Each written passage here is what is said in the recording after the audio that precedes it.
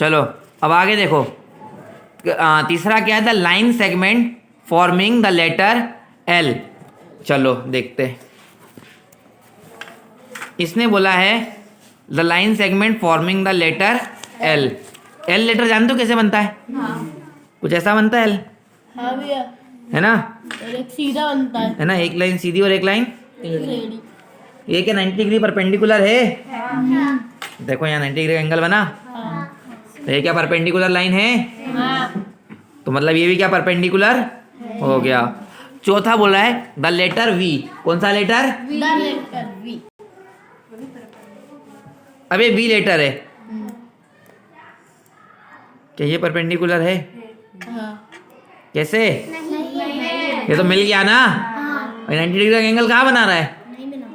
ये क्या अगर ये ऐसा होता तो ये 90 डिग्री का एंगल हो जाता, और ये 90 डिग्री का एंगल हुआ क्या? 90 डिग्री से कम है ना। तो ये क्या वी लेटर वी है वो 90 डिग्री का होगा क्या? ठीक है, हो गया फर्स्ट क्वेश्चन खत्म हमारा। चलो हम लोग क्वेश्चन नंबर 2 पे आते हैं। Let line P Q. देखो पी क्यू के ऊपर एक लाइन बनी हुई है, बनी पी क्यू के ऊपर लाइन। उस लाइन का मतलब होता है लाइन। लाइन लिखने के लिए वो टर्म यूज करते हैं, ऐसे लाइन खींच दो तो उसका मतलब है पी क्यू क्या है? एक लाइन है। क्या है पी क्यू? क्या है? एक line. Be the perpendicular to the line segment line X Y. Let P Q and X Y intersect at point A. What is the measure of angle P A Y? चलो हमें कुछ drawing बनाने का बोल रहा है, देखते क्या बन रहा है। इसने बोला है कि मान लो ये जो पी क्यू लाइन है ये एक एक्स वाई लाइन सेगमेंट पे क्या है? परपेंडिकुलर। ठीक है, देखें तो भाई पहले एक लाइन बनाओ एक्स वाई। कौन सी लाइन बनाएंगे हम लोग पहले? X Y. चलो कुछ भी एक अंदाजे से ये एक लाइन खींच लो एक्स वाई। ठीक है, ये मैंने एक लाइन खींच ली। इस लाइन का नाम मैंने क्या दे दिया? लाइन सेगमेंट का नाम इधर एक्स और इधर। अब इससे बोल रहा है कि पी क्यू क्या है? Perpendicular line. जैसे मैं मान लूँ यहाँ से मेरी लाइन परपेंडिकुलर जाएगी इस पॉइंट से, मान लिया। और मैंने यहाँ क्या रखा? कंपास को रखा, अपने प्रोटेक्टर को रखा, और 90 डिग्री पे है ना। और जो मैं लाइन खींचूंगा है ना, ये लाइन क्या होगी? इस लाइन का नाम उन्होंने क्या दिया हुआ है? पी क्यू, है ना। ये जो लाइन पी क्यू है, ठीक है। अच्छा, इसको बोला इन्होंने और थोड़ा सा अलग तरीके से बोला है। कैसे बोला इन्होंने? इन्होंने बोला कि एक इंटरसेक्टिंग लाइन है। कौन सी लाइन है? इंटरसेक्टिंग मतलब होता है जो इंटरसेक्ट करके पार कर जाए। तो जो क्यू पॉइंट होगा यहाँ नहीं होगा, ये लाइन क्या होगी? वो सीधी बनेगी। कैसे? इधर भी नीचे तक। आई बात समझ में? तो इंटरसेक्टिंग लाइन मतलब क्या होता है? दोनों एंड पे मिलेगी। इसका नाम उन्होंने क्या दे दिया? क्यू। और उन्होंने बोला कि जिस पॉइंट पे ये इंटरसेक्ट कर रहा है, किस पॉइंट पे इंटरसेक्ट कर रहा है? इस पॉइंट पे इंटरसेक्ट कर रहा है। इंटरसेक्ट मतलब होता है मिलना। इंटरसेक्ट मतलब मिलना। ये और ये आपस में किस पॉइंट पे मिलेंगे? ए पॉइंट पे। इस पॉइंट का नाम क्या दे दिया? ए। अब इन्होंने पूछा है what is the measure of angle P A Y. P कहाँ है? A Y. तो ये जो पी ए वाई एंगल है, इस एंगल का मेजर कितना होगा? कितना होगा? 90 डिग्री। इस एंगल का मेजर कितना होगा? 90 डिग्री। इस एंगल का मेजर? 90 डिग्री। इस एंगल का मेजर? 90 डिग्री। चारों को प्लस कर देंगे कितना आएगा? 360 डिग्री। हम लोग का पढ़ा था ना कंप्लीट एंगल 360 डिग्री। तो अगर परपेंडिकुलर लाइन है तो एंगल कितने का डिग्री बनाएगी? वो हमेशा 90 डिग्री का। परपेंडिकुलर लाइन, दो परपेंडिकुलर, ये दोनों परपेंडिकुलर है। पी ए और ए वाई परपेंडिकुलर है, 90 डिग्री का एंगल बनाया। A X A P perpendicular, 90 degree angle बनाया। आई बात समझ में? यही था हमारा क्वेश्चन नंबर 2। चलो हम लोग क्वेश्चन नंबर 3 देखते हैं। There are 2 set square in your box. ठीक है, आपके बॉक्स में 2 सेट स्क्वायर है। आप लोग जानते हो ये सेट स्क्वायर होते हैं, जानते हो कि नहीं जानते? नहीं जानते तो जान लो, इसको क्या बोलते हैं हम लोग? Set square. स्क्वायर बे, है ना। अब ये 2 सेट स्क्वायर है, ठीक है।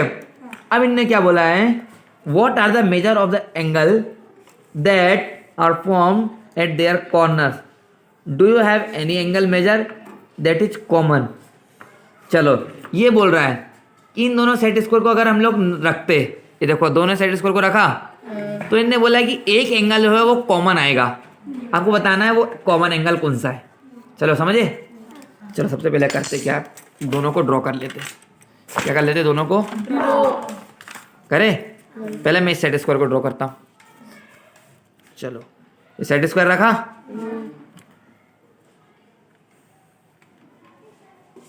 ये आया सीधी लाइन,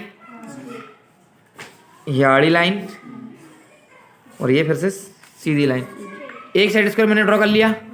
चलो मैं दूसरा वाला सेट स्क्वायर ड्रॉ करता हूँ। इस वाले सेट स्क्वायर को मैं कहाँ ड्रॉ कर लूँ, यहाँ कर लेता हूँ, यहाँ मेरे पास जगह है। ठीक है, ये लाइन है ना, और ये लाइन। ठीक है, अब अपने पास क्या है, एक प्रोटेक्टर नाम की चीज़ होती है तो इस प्रोटेक्टर से हम लोग नाप के देखते हैं एंगल।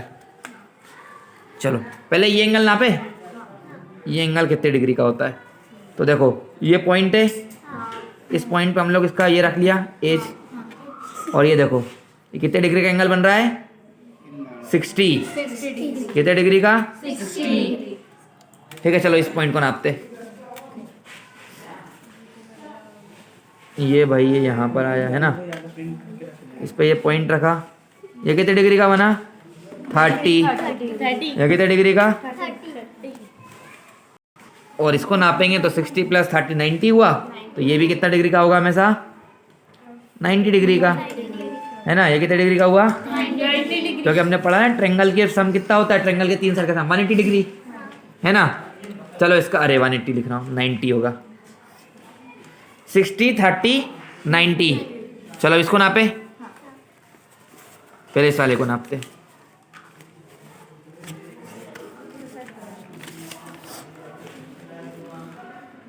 हाँ भाई ये कितना निकला, 50। कितना निकला, 50। अब इसको नापे,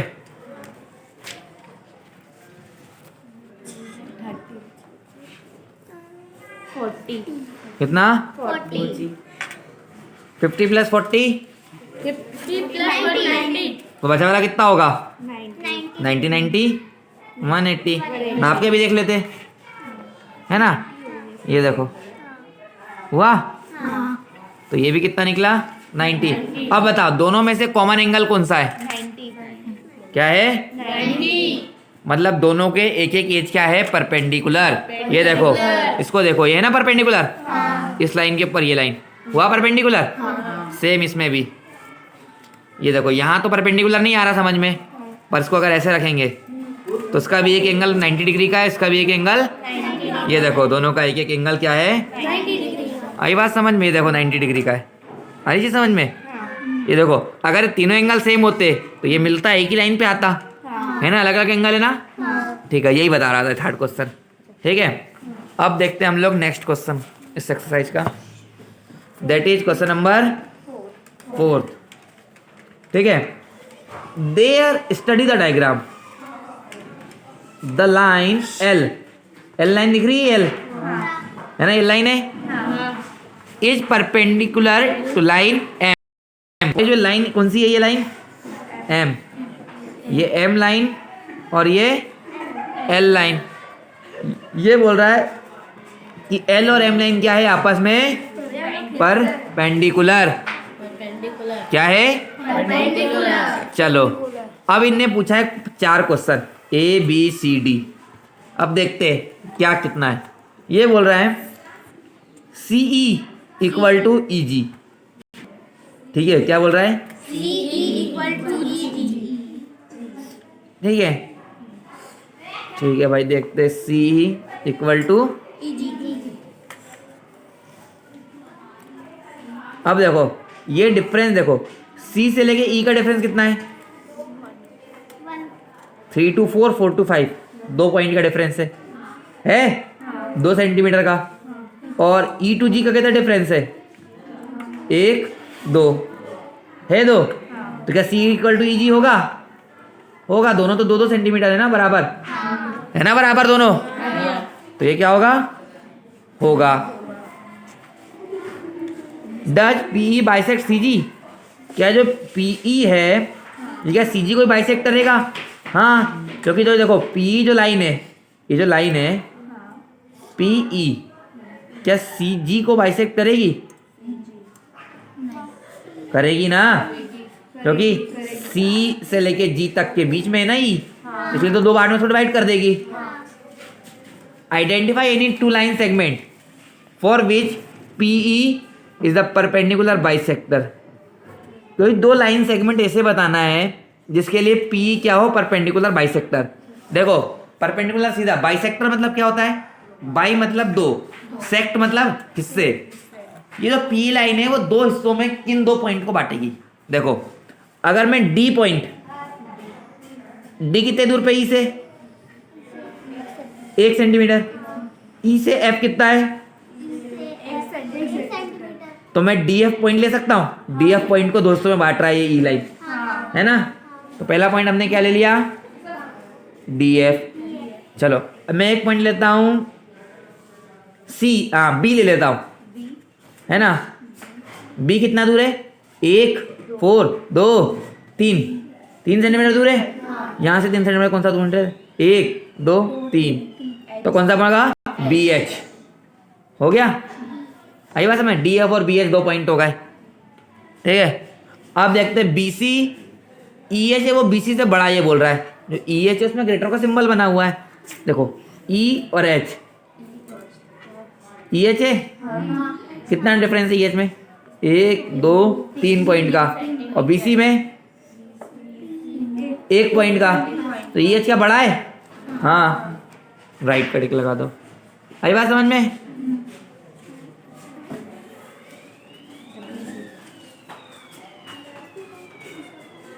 अभी 2 और बचे। ए सी एक ग्रेटर के आगे लगा हुआ है ग्रेटर का सिंबल, है ना? और एफ जी का छोटा लगा। ए सी देखो कितना है? ए से सी कितना है? 1 और 2 पॉइंट। एफ से जी कितना है? तो ए सी बड़ा सही है सिंबल? हाँ, सभी 2 लगा दो भाई, ठीक है। अब तीसरा है C D equal to G H. C से डी कितना है? 1, जी से एच 1। तो ये क्या सही है? ये भी सही है, तीनों सही है। तो हमारी एक्सरसाइज क्या हो रही है आज? खत्म। अब अगली क्लास में हम लोग एक्सरसाइज 5.6 पढ़ेंगे। ओके, थैंक यू, नमस्कार।